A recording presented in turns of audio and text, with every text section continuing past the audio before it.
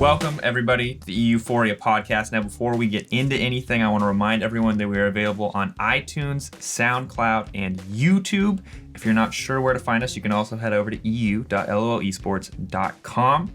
But this is the EUphoria podcast, the podcast about all things EU LCS. We're going to talk about Overhyped and Underrated, some EU LCS Power Rankings, some Quickshots, our quickfire predictions, and our topics of today, featuring our special guests, include top lane and the state of Misfits. Now, I'm your host, Daniel Drakos, joined by my co-host, Martin Deficio, and of course, who better to talk about top lane and Misfits than Misfits top laner, Barney Alphari Morris. Welcome, Alphari. Hi.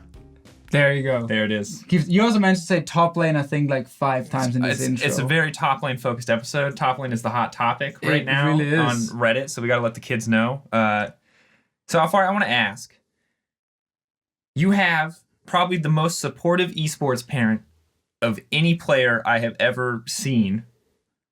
What is this like? For those that don't know, Alphari's mom is in every Reddit thread, or not every Reddit thread, every Twitter thread, like, Alphari's going to win. Misfits going to win. Alphari's going to crush him. You're going to fuck him up. You know, like, sometimes less strong language, but she's always... So, is this like the embarrassing, like, mom cheering you on in a sports game situation? Are you cool with this? How does this feel? I'm cool with it. I appreciate the support that my mom has for me. I'm not sure if she's, like, the most supportive mom. There's the parents like the Bivens who also have Twitter accounts and tweet all the time too, but it's just something that, you know, after I win or I lose, I go on the Twitter and I see. I will have you guys know that I don't think Alphari follows his own mom on Twitter. Is that correct? Well...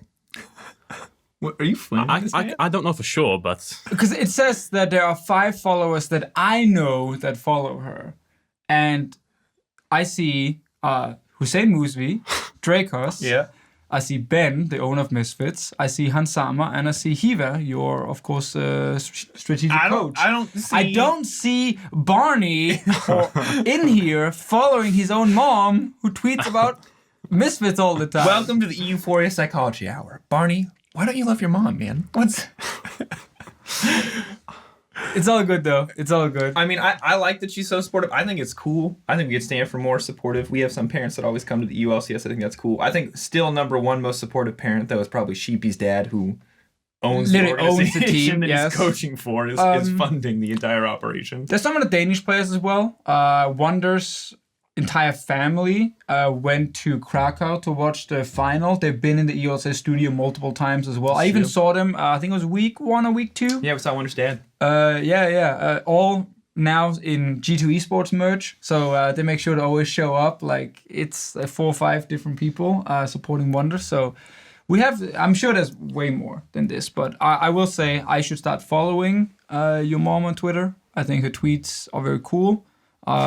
Funny enough, last week when you guys lost 0-2, she didn't tweet anything. So it seems like she only supports you when you're winning now. What a true fan. Yeah. Let's stop with the Alphari's mom flame and Alphari flame. But there's no flame here. No, I'm just saying. It's praise. It's praise. It's love. And I appreciate that. But the other thing I think we want to know about is, as the only double checking Welsh player. Yes. I always confuse Vetis is a caster, only Welsh caster, but you as the only Welsh player, talk to us a little bit about Wales, because we know nothing outside of what we use to insult Vetius, which all involve sheep. So outside of that, tell us about Wales. There really isn't that much else apart from sheep in Wales, to be honest. That's all you got? Well, there's Eisteddfod, which is like a celebration, which, you know, just happens in school. I never really been to any big event. Okay. Which is like singing and like folk dancing and just weird stuff like that. Can you dance? No, I can't. I mean, obviously anyone can dance. Can I dance well? No. But that's basically it. Eisteddfod and sheep. What is the most famous Welsh dish? I can't even name a Welsh dish. I know that leeks are somewhat famous in Wales, like the vegetable. Okay. But I wouldn't say a leek is a meal in itself. Remind me never to let you write like a promotional poster for Wales. There's nothing unique here except for leeks, jokes about sheep, and this one festival where I guess people dance. Yeah. All right. It's got a cool flag though. All right, then. That's true. Do you watch rugby? Not really. No. Oh, man. Okay, Six Nations. While we're on the subject, what was your what did you do growing up other than play video games? Because for me, there's so much that happened going on in my hometown that I was always trying to do and trying to be a part of. I'm curious, if you weren't a part of any events, because there weren't any, what were you up to? Were you a hooligan running around on the streets causing terror? What was the Alphari childhood like? It was just playing video games when you were, just go to school and then come back home and play video games. That was it, Isn't it kind of crazy then? Because when you were 17, you got into the LCS. When I was 16. You were actually 16 when you joined Misfits in Challenger, right? I qualified. Yeah, and qualified. And then you turned 17 for the first... as soon as you turned 17, you played your first split. And now you're 18? That's right. I was just making sure. Maybe you're 19. You did your research. Good that you came prepared, Martin. So, isn't it kind of crazy? You go from living in Wales where nothing happens to then traveling around the world. You were in China and everything. You were sitting on a big stage in front of thousands and thousands of people. You get casted by great casters like Drakos and Deficio. True. Isn't that kind of crazy, that quick jump from such a young kid? I don't think so.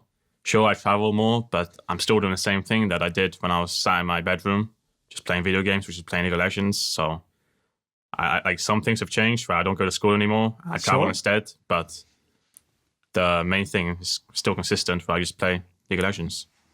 I like it. It's a humble approach to life. I'm here to play video games. I'm good at playing video games, and I'm going to continue. But there must have been a moment when you stood on the stage and you were like, "Okay, holy shit!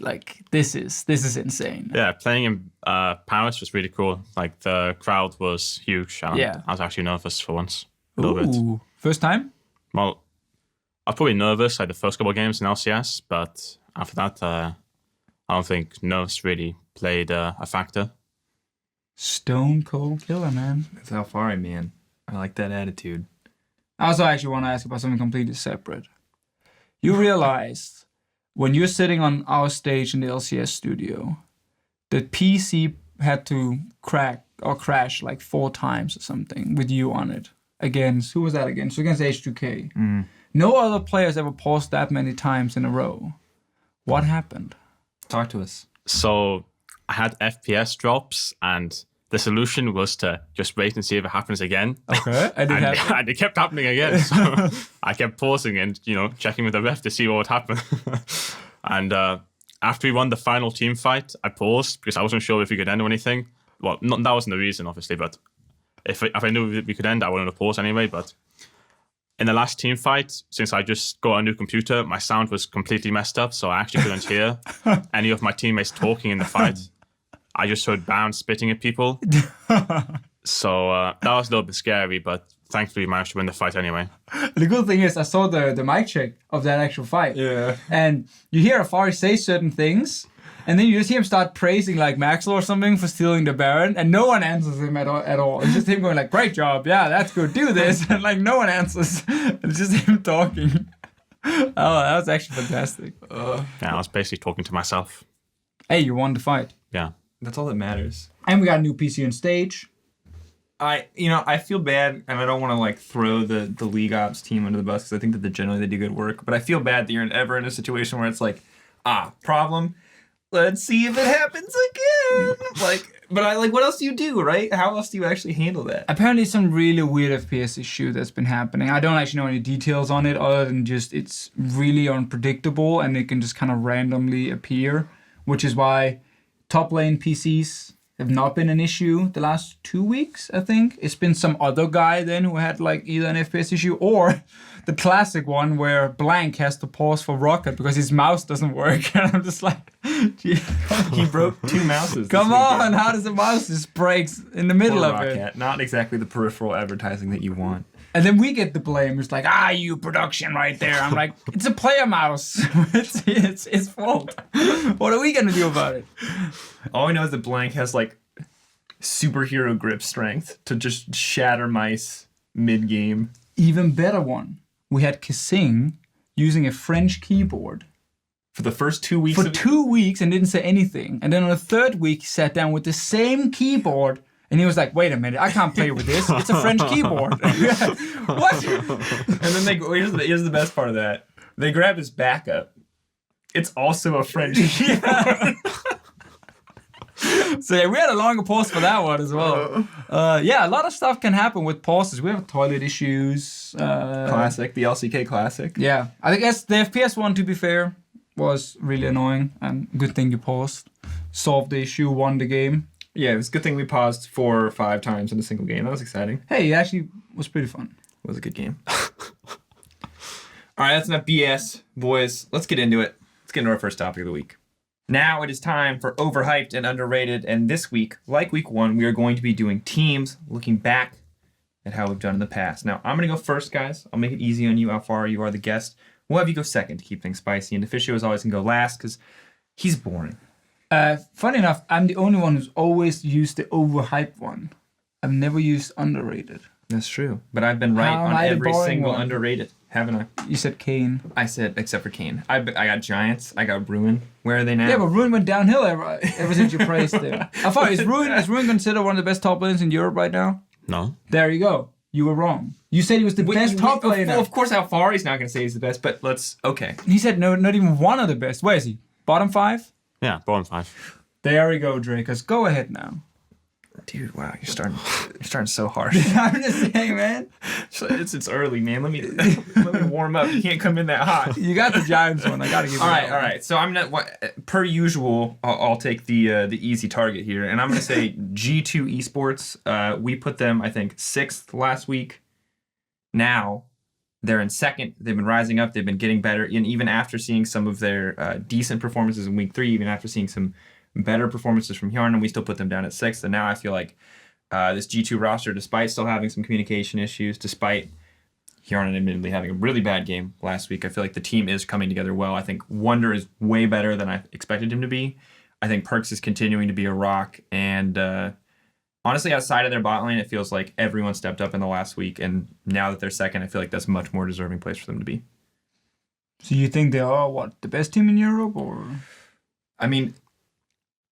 Oh man, it's because I feel like after this week, people rate them as one of the best. Yeah, I'd say that they're top 3, right? And it's hard for me because I think Fnatic performed really well as well. But for what we saw from Fnatic's game was a lot more of the same, like playing around reckless style that we've seen in the past. And I still want to see Fnatic develop more than that, as they kind of promised before I put Fnatic above them. So for now, yeah, I would say that I think that G2 are better because I think that we've seen more variance from G2. And while, yes, Hjarnan and Wadid still aren't finding that consistency, they have shown that they can be really good. And so when they do, I feel like this team will be much more flexible than Fnatic stands currently. And that's the only other team I see really competing for them in the top 3 after the pretty abysmal 0-2 for Misfits last week, who were our previous top 3 contender. Alphari, what do you think about G2 right now? I think they're pretty good. I don't know if they're better than teams like Vitality and Fnatic, but I think they're getting better, and I think they should be a playoffs team. Yeah, I mean, I think that's a safe one. But are they underrated? That's the big question. I mean, are they above 6? That's honestly, we put them so low. They are for now above 6. I agree with you. Let's see, what is the... Because I think teams often have different sentiment than the community does. So, where do you think most teams see G2? Would they rate them top 3, top 6? Where do you think they're perceived in the the unofficial team tier list at the moment from what you've seen? I'll say they're top 3 or top 4. I think Vitality is, a safe 1 at the moment since they're just performing really well in LCS. And then after that, Schalke, Fnatic, and G2 all look pretty strong and have good players. So I think all those 3 teams are pretty interchangeable. Yeah. All right. So I underrated by maybe public perception, or at least Draco's it's fun perception. Because actually ever since week 1, whenever I talk to players, they rated G2 really highly.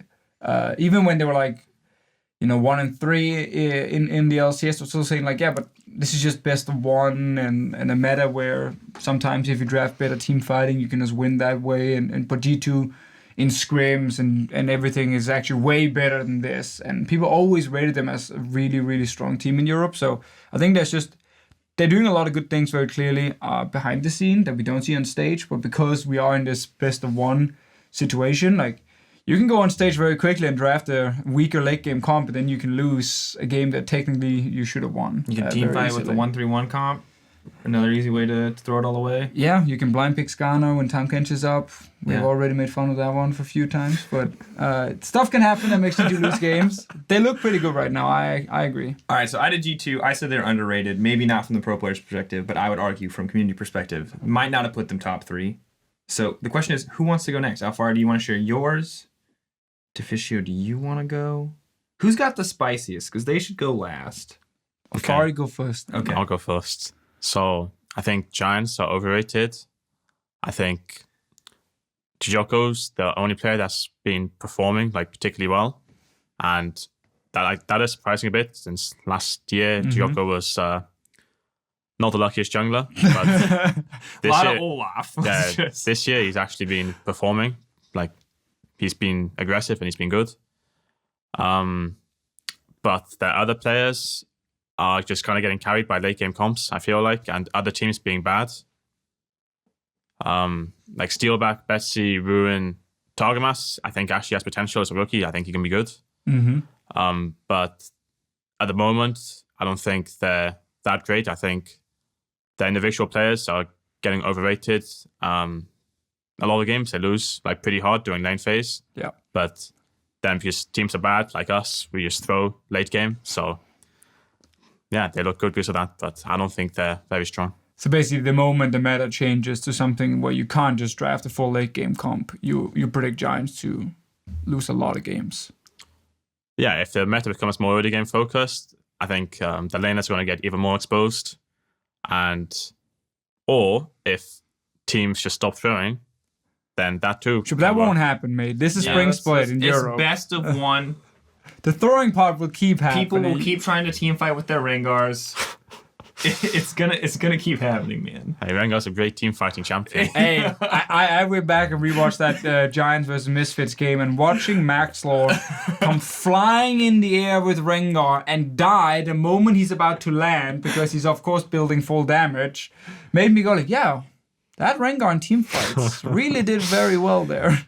And that was every fight. That Rengar built them a 10k gold lead Deficio. That Rengar is going to throw it away. That is his right. It is true. I am glad to hear that Alphari shares some of our opinions. We've actually had this discussion quite a few times. And I think it's actually crazy how many teams, I would argue, are in this position. I think that Rocket has shown a little bit more, but I think we're kind of milking that in the first few weeks. I think Giants have shown this too, as excited as I was about them. I think Splice very much have shown this too. And it's crazy that across 2 patches, and I'm guessing even for this third patch, 8.3, that's coming out, where we're going to just have a situation where once again, you can just draft scaling. Because even though champions like Azir did get hit in the patch, it's mostly just it's laning phase exclusively, right? Like late game, he's still the same absolute terror that he's always been. There's definitely still options to go for that. But I just...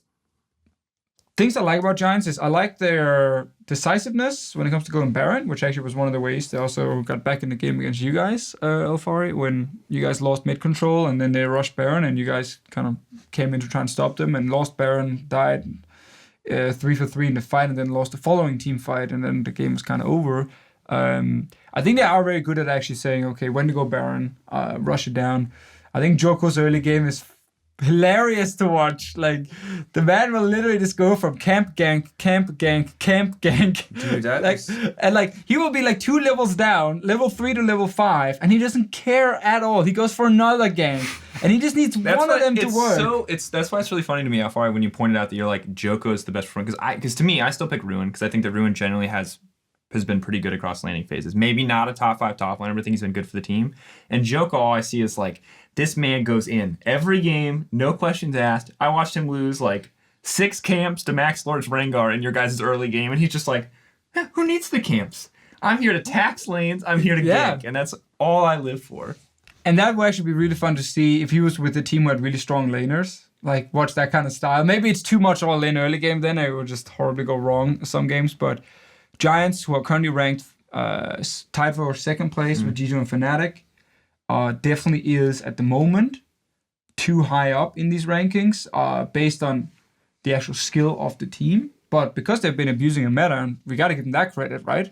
I mean, and it does, regardless of scaling comps, you do still have to find the windows of opportunity very often to come back. Sure, and of course... Still, not to continue flaming Alphari, but outside of that Misfits game where you guys threw yourselves into them for some reason. But other than those moments... I just also think that coming in as a team and saying, okay, this meta we can play full late game.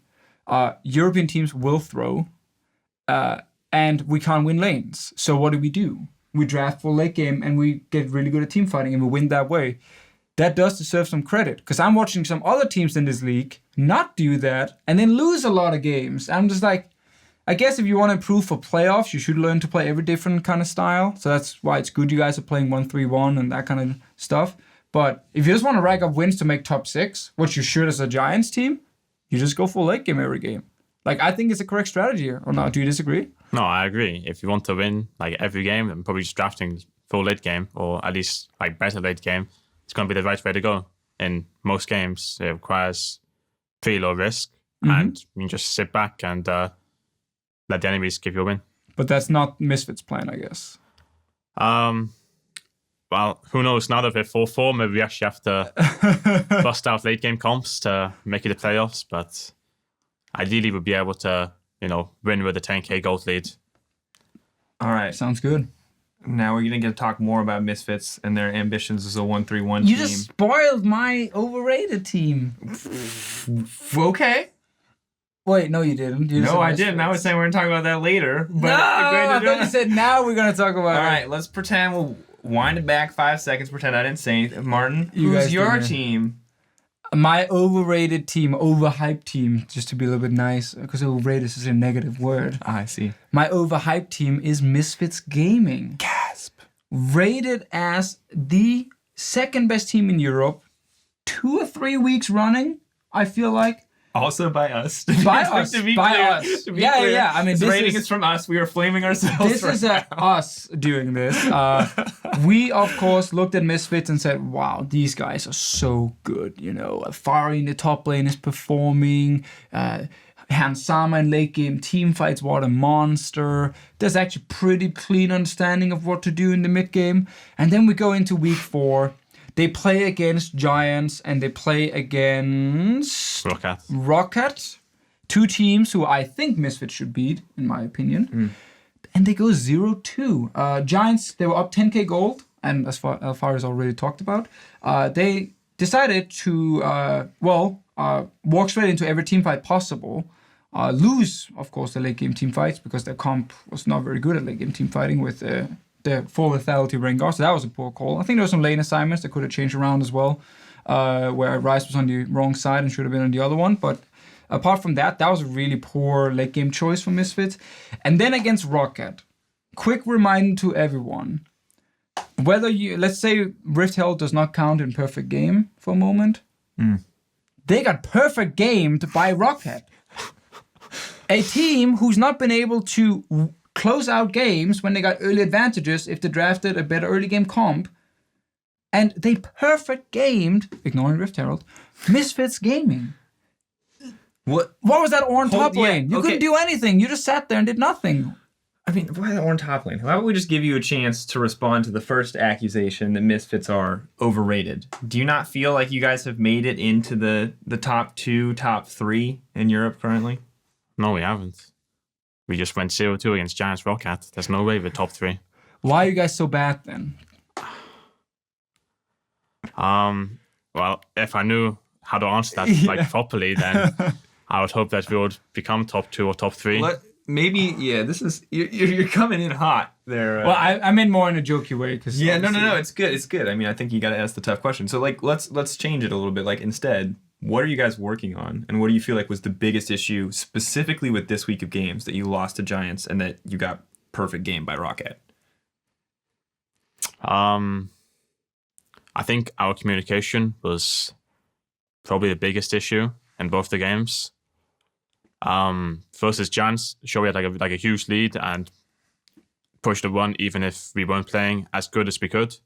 Communication was still a pretty big factor. Like when we got Baron, we only got 2 towers from it because, we just weren't giving the necessary information.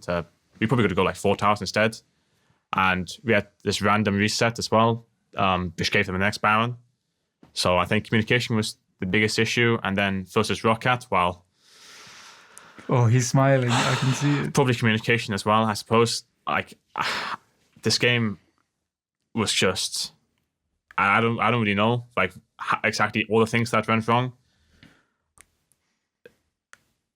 I guess it was just communication, I guess. I mean, it's also hard because you're sitting top lane chilling during this game, Yes, on a tank doing nothing, and you like look down, and your bot lane is clearly communicating that the right call is to leap face first into the enemy and throw their lives away. So I can see how communication might be a bit of an issue. That game was uncharacteristically bad individual performances and movement on map in the early game. Could you give some examples of what it is when you say communication? Like, you don't have to reveal anything about how the team comms up, or more. Is it like people are calling to fight at the wrong time, so they're not saying, "Oh, this guy is missing," or like what kind of stuff is that? I don't think it's like giving wrong comms. I think it's just people being quiet. Like in scrims, we have kind of that problem, which we're obviously trying to fix now, where maybe like one block, everyone would be talking really well, and then the next block, 2 or 3 people would just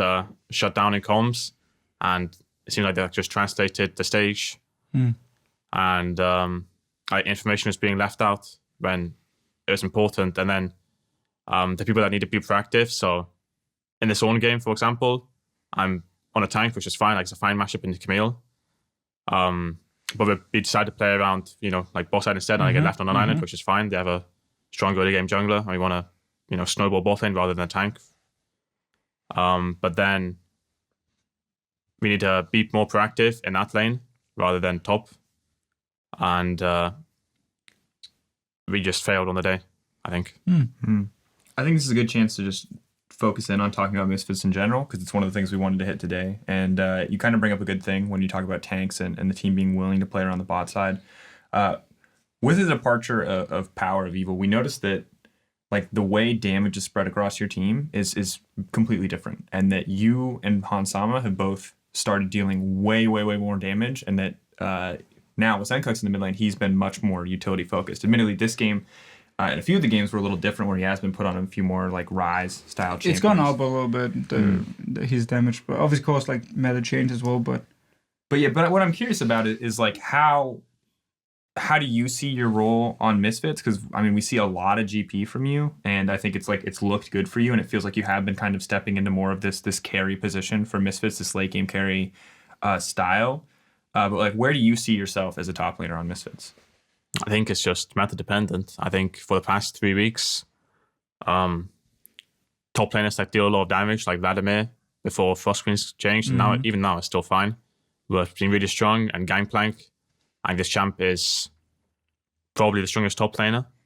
He's for like past 3 patches as well. He's really strong, and of course, when these champions are open and I have the opportunity to play them, which I think are really strong, then I'm going to take it, and then I just deal more damage if I'm playing a Maokai or a Nautilus. So I don't think we've like changed mindset or anything.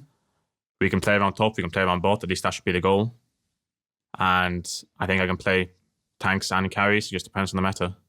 What kind of changes has there been with Senkux instead of Power of Evil, like on the team? Is it mainly outside of the game, or do you feel anything different in the game? I think Senkux offers more flexibility in playstyles. Power of Evil was really good at his style of playing control mages like Syndra or Orianna. Yeah. But when he tried to play other styles like roaming mids like Talia Galio, we didn't have the same success. And we were a little bit reluctant to play them as well, since we were like doing well with the other styles. So we're just like, oh, well, why bother changing styles or, adapting to the meta? I think Senkux kind of has that over Power of Evil, but I think that's the main difference. Maybe comms are slightly different as well. I think Power of Evil communicates more a little bit, but at least during team fights, he was a good shot caller during team fights, and Senkux doesn't do that as much. It's interesting. Yeah, I mean, because Senkux has always been a very interesting player, where I see a lot of good things from him, but then I see some sometimes like he will just like randomly fall really far behind in lane, and it can be a lot of reasons for that. Maybe it was a jungle gank, or maybe it was a poor trade he took, or whatever. And then the next game he's doing perfectly fine once again. But I did feel like Power of Evil, at least Summer, Split, and most of Worlds, like became pretty consistent in the way he was playing, and as long as he was on these like specific champions for him, where like he would always do pretty well in team fights. He would never dominate lane, but he wouldn't like fall really far down either. And then he would just be a main damage threat for the team the entire game long. Where Senkux, I think, is a little bit more inconsistent in his performance, at least on stage. Maybe that's not the same in scrims, but we've seen him make some mistakes in the early game that put him far behind. Like him versus Jizuke.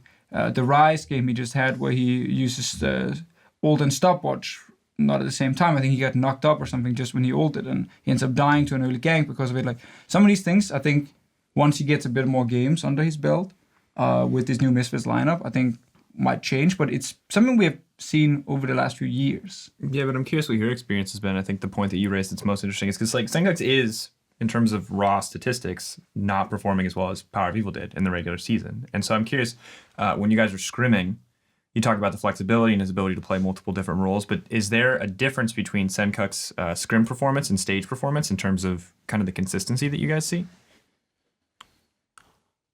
I'm not sure. I don't play. I don't pay much attention to like individuals' performance during scrims. I don't think it matters that much. If like someone makes mistakes individually, it happens. You don't really criticize them for it if it happens. I think on stage, maybe he's had like some unfortunate moments, but I think he's still a good player. And in scrims, he's been showing that. So I don't know. Yeah, that's fair. So talk to me about what you do look at in scrims. If you're not looking at like individual laners, if it's more of a team game, when you're playing in a scrim, what is your focus in terms of how do you are you looking at yourself and your individual play? Are you looking at like how the team is communicating? You as an individual, what are you hoping to walk away with when you enter this kind of scrim environment? So I will look at my lane phase and what I think I can do better or anything like this. And I think like every player will do that for themselves rather than like me criticize Maxdorf for, like a jungle camp or something he's doing, or me criticize Hans for a bot lane trade. I'm not going to do that. Like they can figure it out themselves. They're smart players. And then our coach, Hussein, will direct us for mid-late game and talk about what we could be doing better in terms of macro, less so in terms of like individual mess-ups or what we can do better there. So I think we just, look at it individually and then our coaches will step in, but that's it. You mentioned Maxlaw just before there. One thing I've noticed whenever I'm hanging around you guys or when I'm watching a documentary with Misfits in it, you and Maxlaw seem to have a really cool relationship where it's a lot of banter. And I hear you often like criticize him or flame him for anything random, not necessarily in the game, but just something. Like, what's your relationship with him? Obviously, I played with him for a long time, even before Misfits. We were on a team in the UK, so we have a pretty good relationship. And I think because we've played with each other for a long time, it's really easy to criticize each other, like seriously or jokingly. I can flame him jokingly, and he'll know like not to take it the wrong way. And if I want to be serious, I can talk to him without him getting offended, which maybe other players would if I, point out, you did this badly. And I just think it's good. We've played together for a long time, so it's just natural. For people that don't know, obviously, Maxlaw and Alphari, back in the UK scene many years ago, were some of the... Well, I hear different things about Maxlaw's performance back then, but Alphari was always hyped up as one of the big new kids coming in. Maxlaw heard from Vedius that he was not always considered that great in the UK scene. And Vedius actually believes that he was a rival of Maxlaw in the UK scene. And he says this stunted pro player thing where he's like, oh yeah, that one time I played against Cadril. Yeah. That one time I played against other random UK guy. Well, he seems to believe that him and Maxwell were roughly the same level when they played in the UK scene. I don't know if you ever played against Vedius back in the UK scene. I've never played against Vedius. See, that probably says a lot about how Vedius was not on the best teams, where I assume you were always on the best teams back then. There's a lot of... The UK scene is like very closed, where there's a lot of internal banter going on. And you're probably not part of it anymore. I assume that now you're in the LCS and you stepped out of it, but... Were you a big part of that UK scene before you became a pro? Not really. I was on the UK team, but I didn't really interact with other UK players because I didn't really think they were good. But there's the banter, like I knew that I was good. So it was my first team. I joined the UK team, and I just joined it to, have team experience. And then once I was finished on that team, like went to Challenger Series, it was just like someone to start off with. Everything you talk about, it feels like you're a really purposeful person. Like everything you do is just like, this is the value that it has, and I'm going to go on to the next step. Do you consider yourself like just like not an emotional player when it comes to like your decision making? Is it always so like logical and from point A to point B? In the past, I was definitely emotional as a player. If we lost, I'll get pretty annoyed or angry sometimes. Like in Paris, I think I got a little bit tilted. But I don't think I have the problem anymore. I think I am, like less emotional now, but I think it's still, I think every player is emotional to a degree. So I think there's that, but I wouldn't say that I'm, very emotional doing games or anything like this. What tilts you?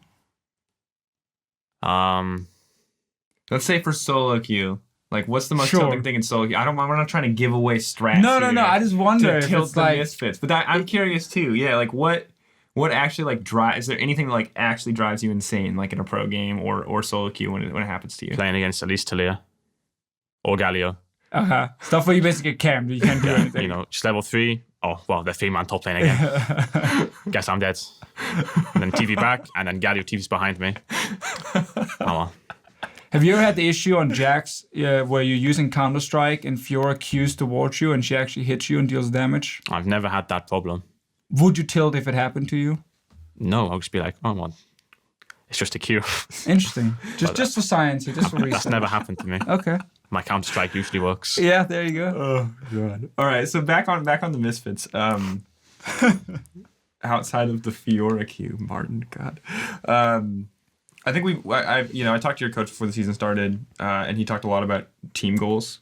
And I'm curious if you guys are on the same page in that, and like the big picture for Misfits. So why don't you just run us through like what is the grand ambition of Misfits this time around? Now that the former 1-year plan has been completed, what is the year 2 plan? Well, we achieved goals last year. The only thing to achieve now in Europe is to win, like the LCS split. So, win spring and summer, just win Europe, and then have a good performance at Worlds. And this all feels kind of like pretty long-term plans, right, in terms of growth. And I'm curious, like, you talk about, hey, if you want to just win games, you play these scaling competitions. You guys are trying more. You're trying to like grow as a team, and you're trying some of these 1-3-1 options. How do you balance this like doing what is best in the meta versus developing as a team when it comes to what you pick and what you play? So maybe for stage, you can just play what you think is the highest chance to win, but in scrims, you should always be playing to improve, regardless of what the meta is. So like whether it's late game, you can probably just play to improve anyway. You can still play like different styles on stage than is necessarily the best meta for your region, at least, since I don't think like super scaling late game is always going to be the best for every region. Like in LCK, sure, they have really long games, but at the same time, if you have a 10k gold lead, the game's over anyway.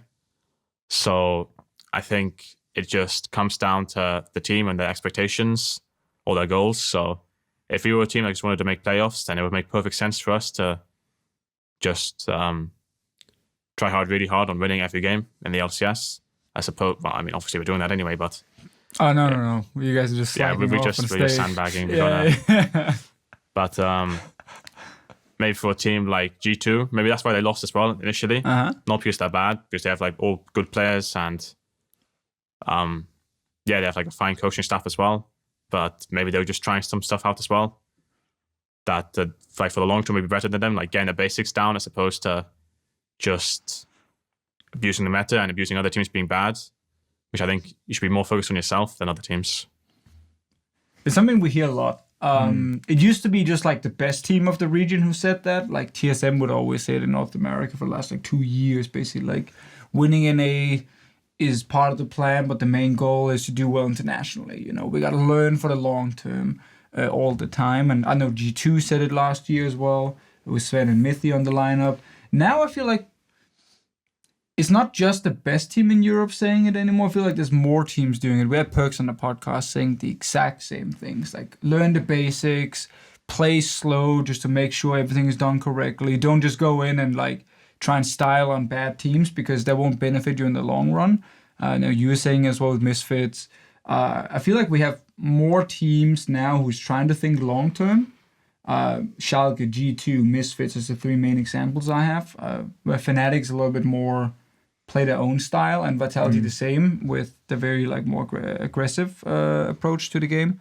But it is interesting because this might work for 1 or 2 teams where they actually do improve a lot along the way and then look much better in players. But I can definitely also see other teams who just end up hamstring themselves by not picking up enough wins because they were trying too hard to just learn the basics and these kind of things instead of just saying what is the most effective way for our team to play the game.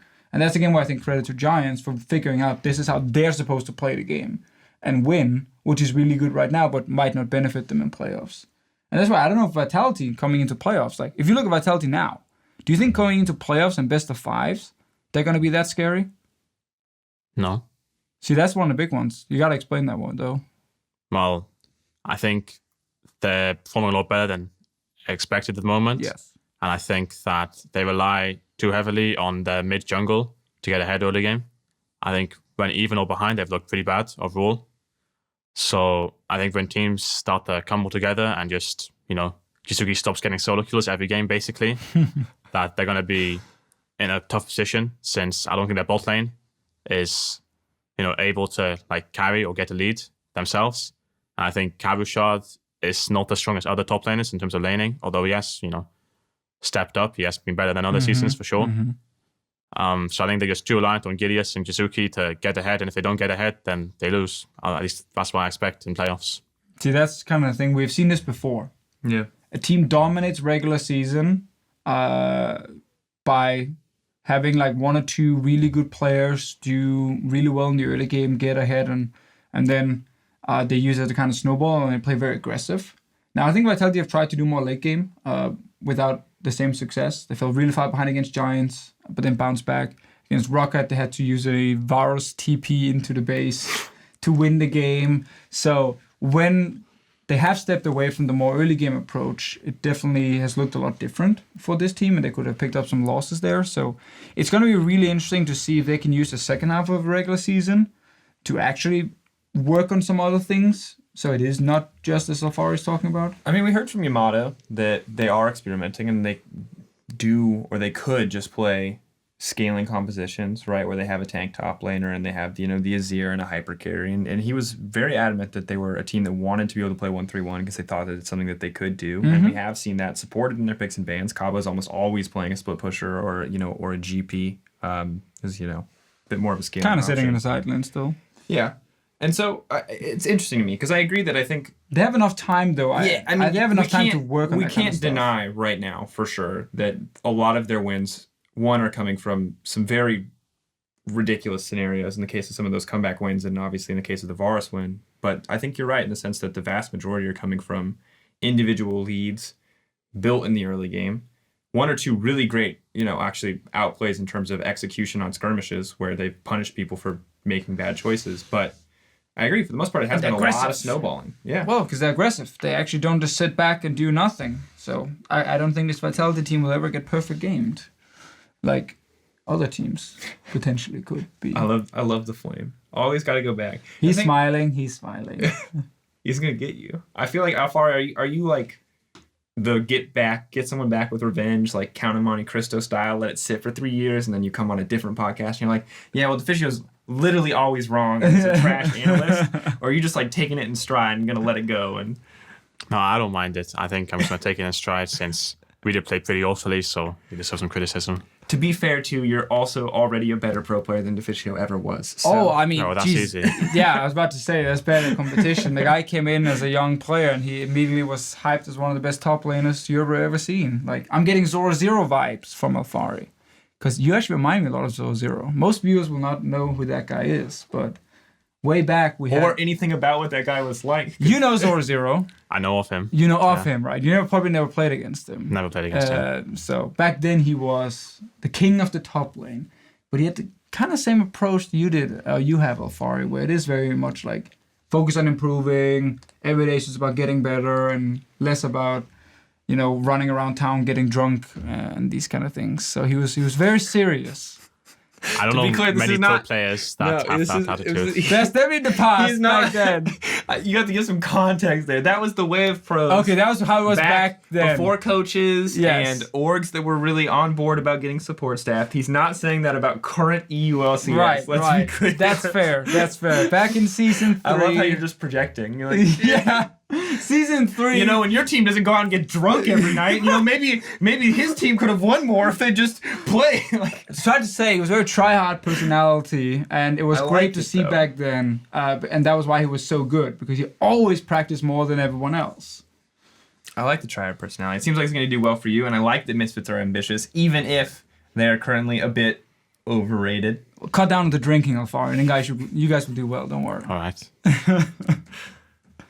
All right, now our next topic, this one is especially for Alphari. We were going to talk about the state of top lane, but guys, you can see it. You can see it at home. Sometimes they pick Orange, sometimes they pick Camille, sometimes they pick Nora. It's not the most interesting. Would you agree, Alphari? Yeah, it's not the most interesting, but in comparison to how it was last year, and it's Maokai Nautilus Poppy at the time, yes. I still prefer it. All right, yeah, so with that meta in mind, let's talk a little bit about the actual top laners in the league. The players. The players themselves, not the champions. Get away from the meta. Talk about the people behind the champions. And who's actually good right now? Because I keep saying Ruin, and I keep being laughed at by both you and Deficio. So talk to me about who's actually like a top laner right now in Europe. So aside from myself, I think Wonder and Fisher Shaxi have both been looking strong. Like they both look strong in other seasons as well, but they're still strong at the moment. And I'd say they have the strongest lane phases out of the other top laners, which is the main thing. When rating a player, I think at least it's the easiest way to rate a player. And then there are some other top laners like Soas and Odawamne, where like Soas, he seems really smart about the game, and he's been playing the game for a long time and he's still consistent. And Odawamne, I honestly think he's like still one of the stronger top laners. So laning at least. I don't know why he's having such a poor season. I think he's individually better than a lot of top laners in Europe at least. So that's a little bit confusing for me. But yeah, I think Wonder and Fisher Shaxi are probably top 3 at the moment. Where do you see someone like Prophet then, who's like on paper at least done pretty well on Rocket this split? I would probably say he's like 6 or 7 best top laner in Europe. I think he's fine at being played around, but if he doesn't get played around, he struggles a lot. And he struggles a lot because his laning phase 1v1 isn't so great, but he seems good at being played around, like I just said, and he can actually split push and not get caught too much.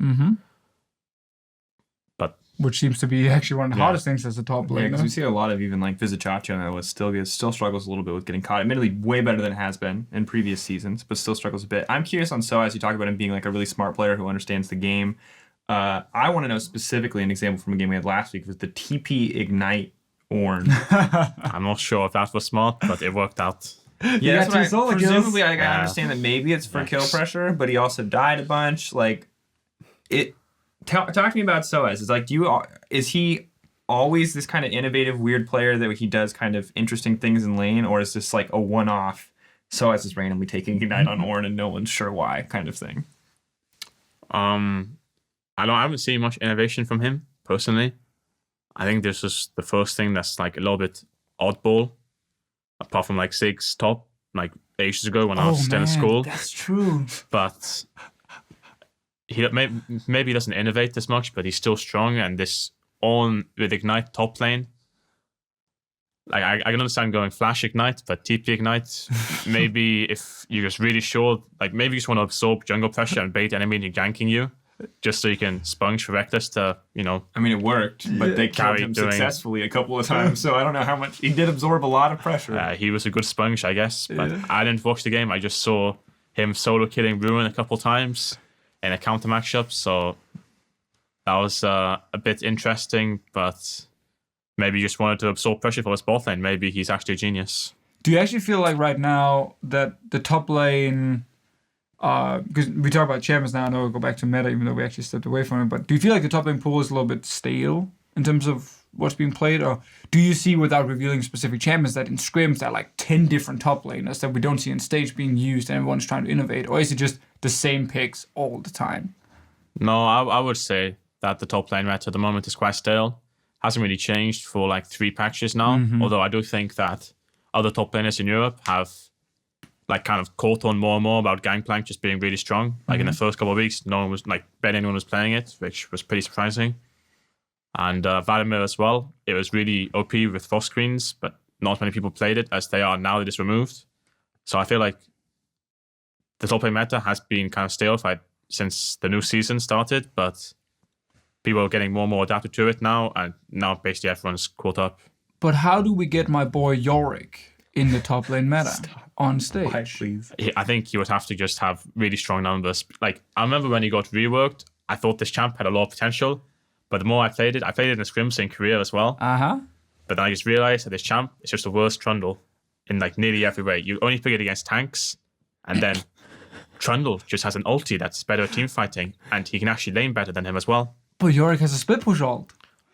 Wow. Yeah, wow, I agree. That's amazing. Like, he can take a tower without not even being there. Why are you... What? Okay, I guess I tried to get Trashy to explain to me how Kane works, so I can't knock on you for trying to get... Are you going to ask about Garen next? No, because Garen, there's so many top lane options we never see. We don't even see Renekton anymore. Like, after the rune changes, he's just kind of disappeared completely. We don't even get Kennen top anymore.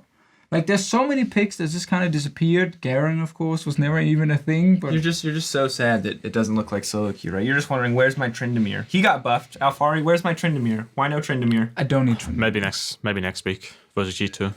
Yeah, there you go. We should leave it at that, because now he's revealed Tryndamere is happening. Player-wise, I did have another question, actually. I know we're jumping around, but who's the most annoying top laner in Europe to play against? It would have to be someone that plays Jace, probably. Maybe Cabochard, actually. Cabochard. Because he plays weird stuff like Lucian Jace. I mean, Jace isn't that weird. It kind of is at the moment, but he plays some weird champs that are nearly only like just have their purpose for lane phase. Like this Lucian pick against Fnatic. Yeah. Doesn't do anything apart from win lane. And it doesn't really make much sense, but he's the type of player to pick just weird stuff like that. And he's picking Jax versus tanks as well, which doesn't make much sense anyway, or by itself, unless, you just have your jungler gank for it a lot, which is their plan. So he has a pretty annoying style where he just wants to win lane every game, and he sometimes just wants to 2v2 with jungle a lot as well. I think he's probably the most annoying, yeah. He does that more than other top laners, where it's just one style, like, centric.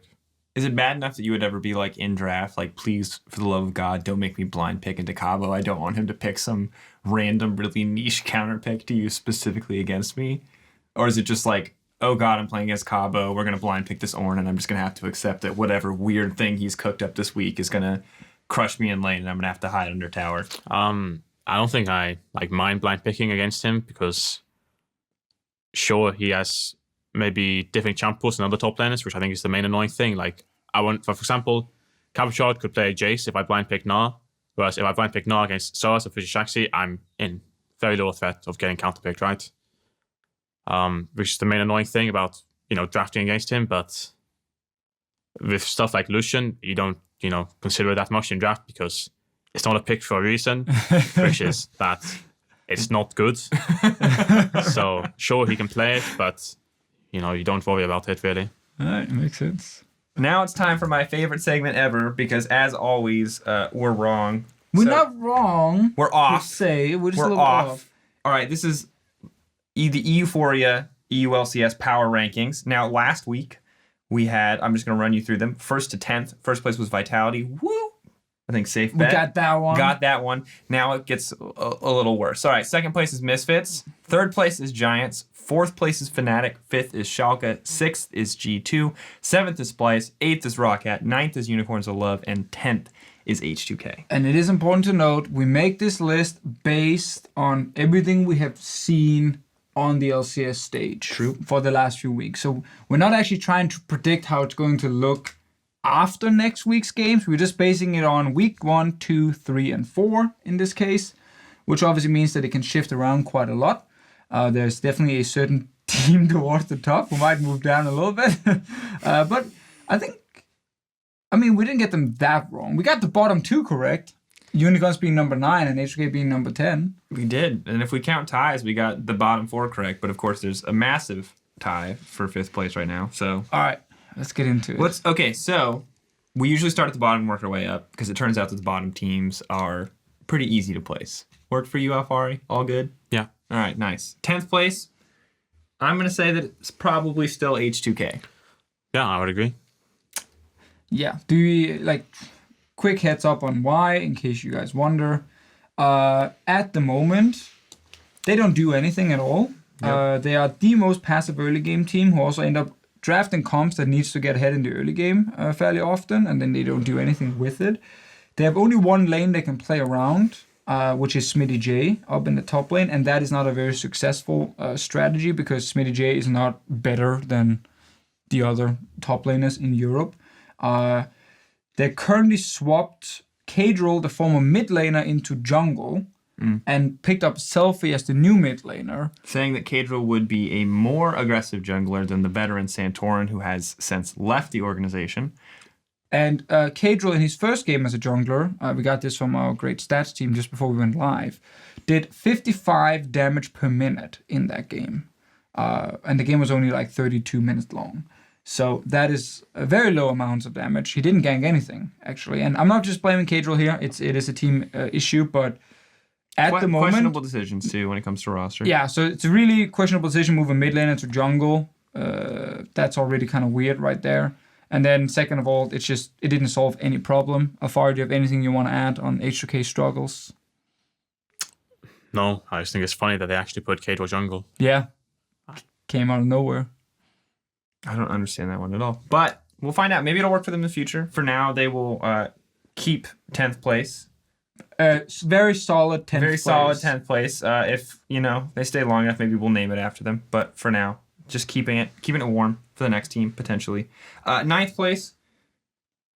They moved up from 10th place. Unicorns of Love still feel like they're probably the 9th place team. Yeah, I would agree too.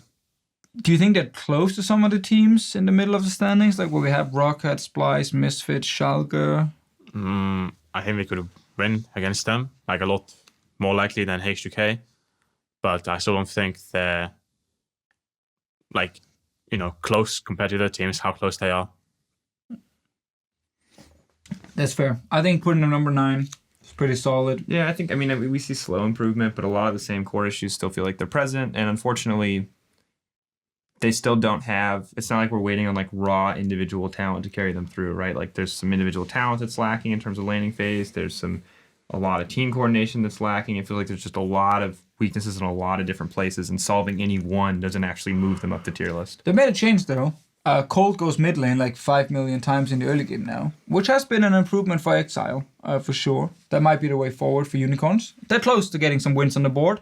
Definitely one of the better 1-7 teams we've had in recent memory. That's a compliment. Now. That is the best. That's the best of the 1-7 teams at the moment. Now it gets spicy though, because we got to put in number 8.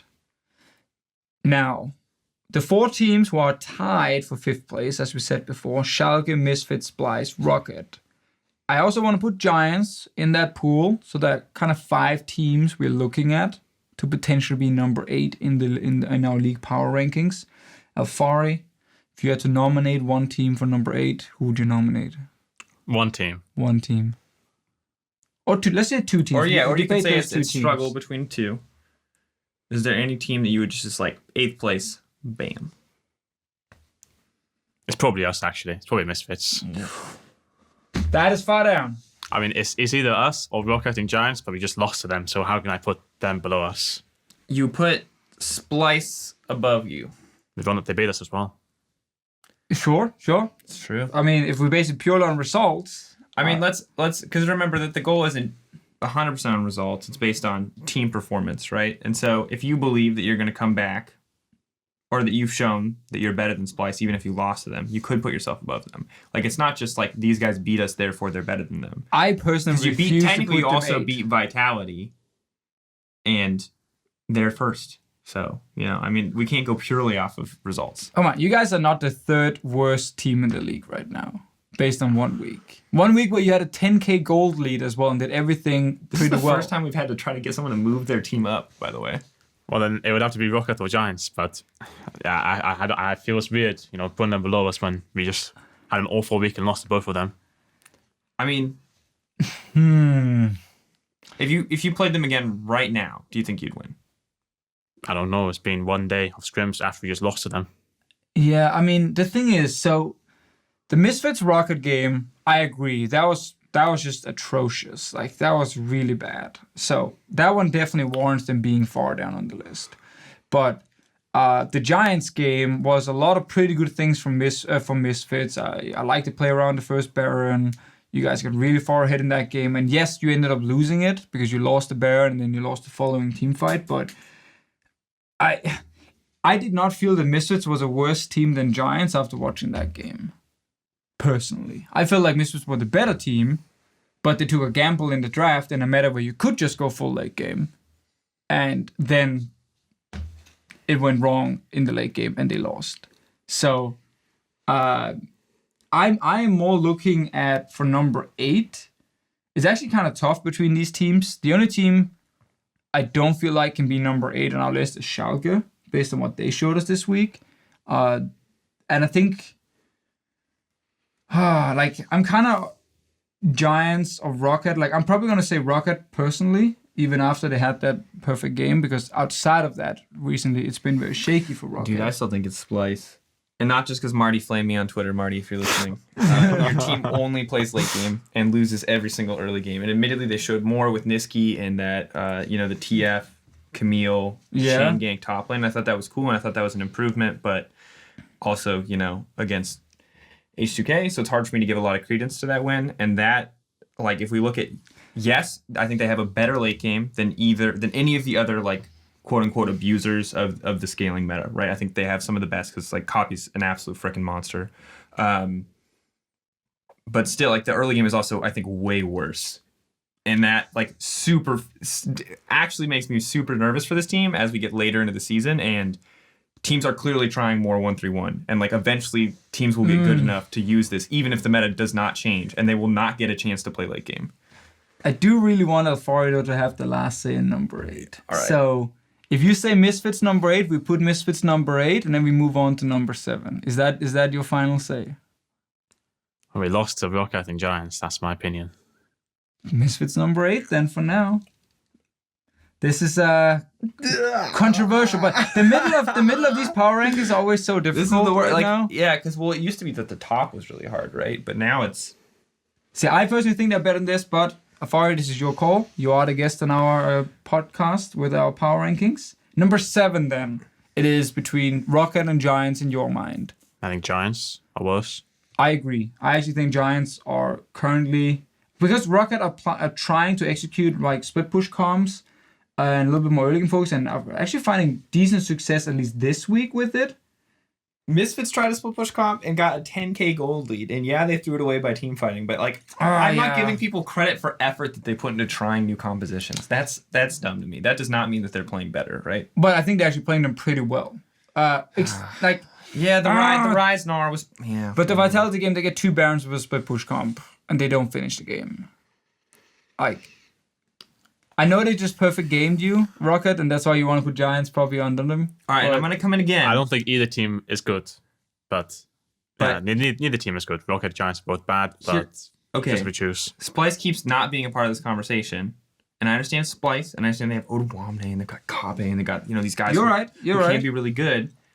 And God, I feel like the ultimate Splice hater right now. But like, I just want to know why they're not a part of this discussion and why they're above these other two teams in terms of who's going to take this spot. That's fair. Because are you seeing something that I don't? Because I see that, Rocket are trying to split push thing. We can give them credit. Splice are also trying to split push thing. Also finding success against a bottom tier team. Also still incredibly reliant on scaling late game. I just feel like all three of these teams have a lot of are relying a lot on the same stuff. Although, Rocket and Splice did try some 1-3-1 stuff. And I don't know, to me, they're all not interchangeable, but they're all struggling or expected to struggle in a lot of the same ways. Yeah, I do like that Splice's late game is as strong as it is right now. The early game is still an issue for sure, but I think the same can be said for Giants, 100%. I feel like Splice and Giants are very similar in that regard. Rocket are trying to play more early game focused, which has had mixed success.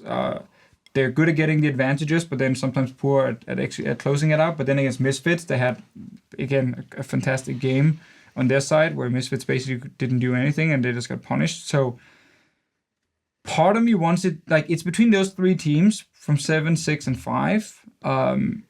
I think it's hard to rank the best one. Like, if I had to say right now, I would do Rocket. I would do Rocket, Giants, Splice. Or Rocket, Splice, Giants. One of those two. The thing is that we're filling in 3 slots. This is 5, 6, and 7. 2 of these teams. Okay, here's the deal. Let's do it this way. Which of those 3 teams isn't making it into playoffs? Let's say it like that, because that's what it is, right? That's the difference between 7th place and 6th place. Sure. I think Splice will make playoffs. And if the meta stays roughly the way it is now, I think Giants will make playoffs too. Alphari, what do you think? I mean, this is just me trying to find another way to look at this 7th place thing. So if it's based on right now, this meta, the way they're playing from week 4. I think Rocket have a higher chance of making playoffs actually than Giants. I think. But then on the other side, who is better right now? Because that's the ultimate thing we're trying to answer. This is just a thought experiment with the playoffs thing. I think both these teams are pretty even. Although if I had to choose, I would say Giants are worse because I just don't think they should fall behind that much early game. I think Rocket, even though their late game isn't as good as Giants, I think it's more valuable to have a consistent, or at least be able to play early game, which I think they can do better with Memento and Blank rather than Betsy and Joko, who look better, but Joko is kind of unreliable, even if he is. He's reliably aggressive. Well, what about Splice then? What about Splice in this? Like, where do you see Splice? I think they're the strongest out of the 3 teams late game. And I think they can be a strong team. I think they're just struggling a lot early game, although I think that's a lot because of Circe, their jungler. I think he's being too passive in the early game compared to other junglers. Although, at the same time, like maybe the laners are dying too much to ganks, like the other one, the Alphari game. Sure, Circe wasn't very impactful, but, he still died to a lot of ganks a lot.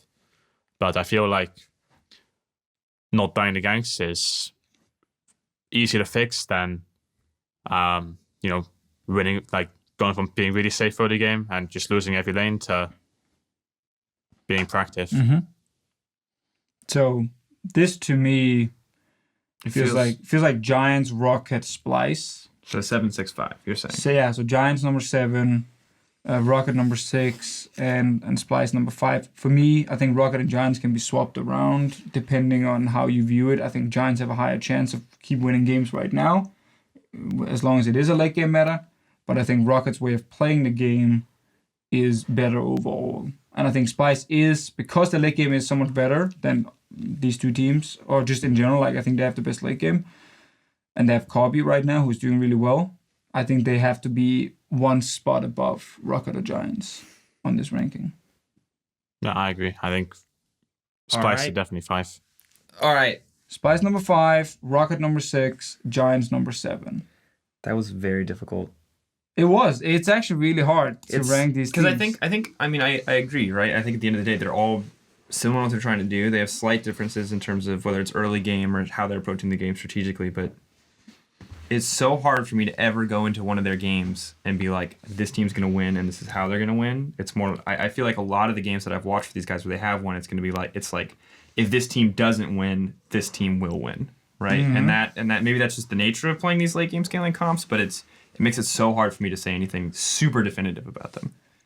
Number 4 on the list. Remaining, we have G2 Esports, Schalke, Fnatic, and Team Vitality. Now, the easy one based on the rankings would be put Schalke number 4. I think Schalke, though, they show some really good things. Not always. Like, there are definitely issues for them, but the G2 game, to me, was one of my favorite games to watch. I think it had so many back and forths. It had Nukedog versus Perks going at it individually. Insane, by the way. I think a problem for Schalke and why I think they should be 4th is late game, they're not consistent at all based on the individual players. Upset has had some cases or some fights where he just hard misplays. He mispositions, he ends up dying in a situation where he shouldn't do that. And I think, man, late game right now, you need a really good AD carry. But the same thing happened for Hjarn, especially with that's why for me it's between G2 and Schalke right now on 4 and 3. Mm-hmm. Alphari, what's your opinion on Schalke? Where do you think they stand? How do you feel about their late game, their individual players? I think they have maybe better individual players than G2 overall. I think their bot lane can be stronger. Mm-hmm. Maybe not at the moment, since I think Hjarn never did. Maybe they're not the best individually, but they're pretty smart and they're still solid individually. I would have to put Schalke 4th and G2 probably 3rd, since I think Schalke, I just don't think they're as good. Mm-hmm. I think both teams have similar players in all positions, and both teams have a decent sense of macro. How to play the game, how it's supposed to be played, but G2 could seem better. I think they got the lead in the game against them, right?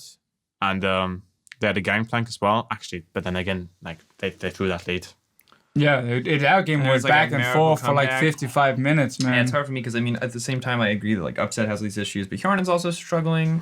Yeah. I feel like Jankos is probably above Pride, although Pride has had some really interesting and really strong early game pathing. But also Nukedog played LeBlanc insanely well in the late game, really well. And normally, for me at least, I just don't see that in competitive.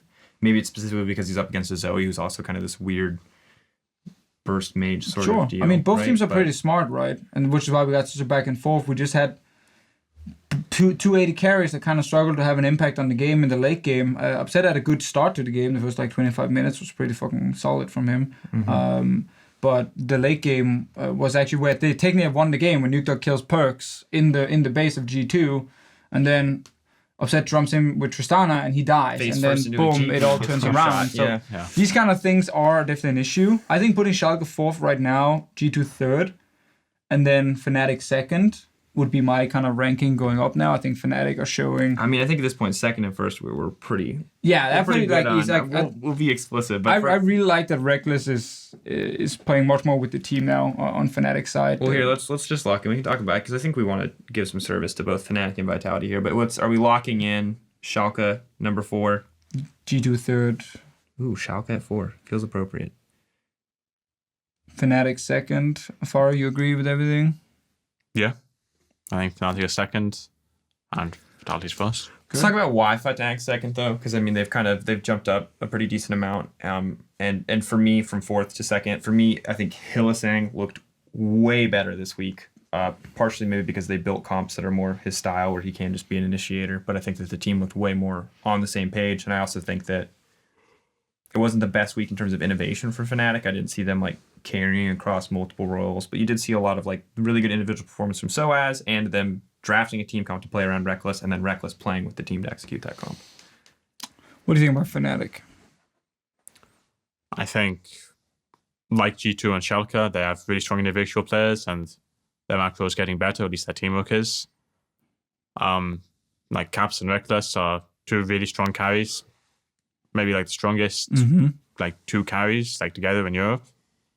And it's not like the other players are bad either. I think the main problem with Fnatic is Hylissang like maybe being too aggressive at times and he's getting caught, or being too aggressive, but I think he can tone that down and they'll be strong. Maybe be able to challenge Vitality soon. Yeah, I mean, I think the fact that they're playing more now as a 5-man group, and it was because first few weeks there was a lot of like still put Reckless in the side lane 24/7, and then Source was in the other one, and Caps had to hold mid, and then if you camped mid and Caps got shut down, you just kind of it all fell apart, you know. But now we see much more of actually early grouping with Reckless. He's team fighting really well.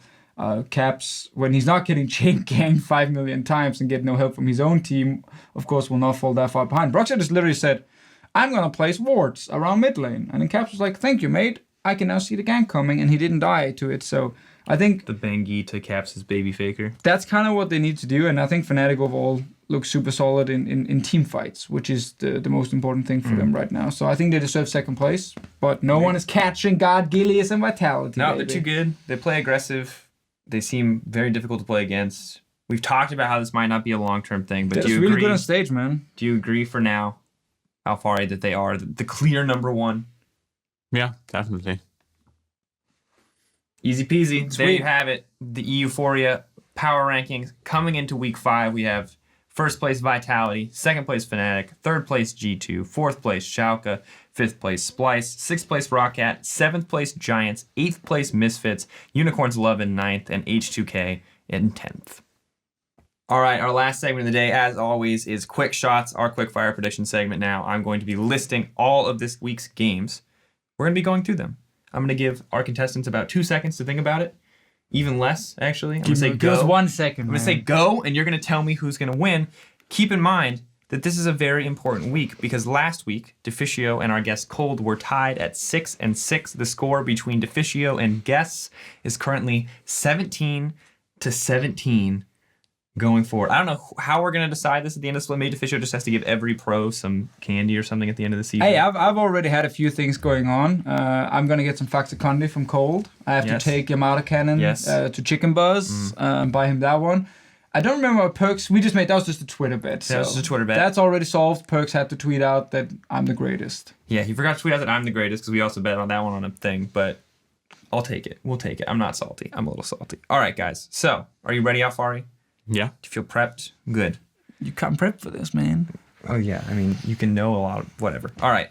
Let's begin. Splice versus Giants. Go. Splice. All right. Rocket versus H2K. Go. Rocket. Oh, that was easy. Oh, wow. Vitality versus G2. Go. Vitality. Ooh. All right. Misfits versus Unicorns of Love. Go. Misfits. Misfits, yeah. Oh, I want to say Unicorn so badly, actually. Schalke versus Fnatic. Go. Fnatic. Schalke. Ooh. We got some disagreements. H2K versus Vitality. Go. Vitality. Yeah, I don't even know why. Jesus Christ. Giants versus Unicorns of Love. Go. Unicorns of Giants. Love.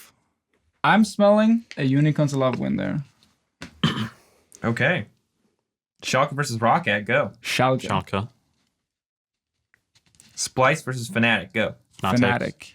Ooh, definitely. G2 versus Misfits. Go. Misfits. G2. Oh. All right. We got some disagreements. Okay, there's a lot, actually. You guys have disagreed a lot. You predicted... Okay, so... I mean, to me, this is a 10 out of 10 for me. And you probably you say that right. literally every week, and you've never gotten better than 6 out of 10. Hey, 6 out of 10 in a best of 1 meta is positive. Okay. The question is, Alphari, are you a man who's interested in a wager? And if so, Misfits versus G2 seems like a good one. If you want a safe one, you go for Giants, Unicorns of Love, where you guys have disagreed. Fnatic, Schalke. What's your fancy, man? You wanna make a who's the best analyst / top laner wager for the Twitterverse? Maybe you'd like to bet. Okay. So, if G2 beats Misfits, you have to tweet out my Yorick backdoor play, where I solo carried a game from Medic stream, and say that this is the greatest top lane play you have ever seen. And of course, tag me in it. Is that fair? Sure. Which game? It's the G2 Misfits, man. G2 Misfits. G2 Misfits Okay. right there. Alphari, now you get to counter proposal here. You can ask him for anything, assuming he agrees. What should I do if Misfits win? I have no idea. I don't have any fancy Yorick plays that you can No? praise me for, unfortunately. That's not good.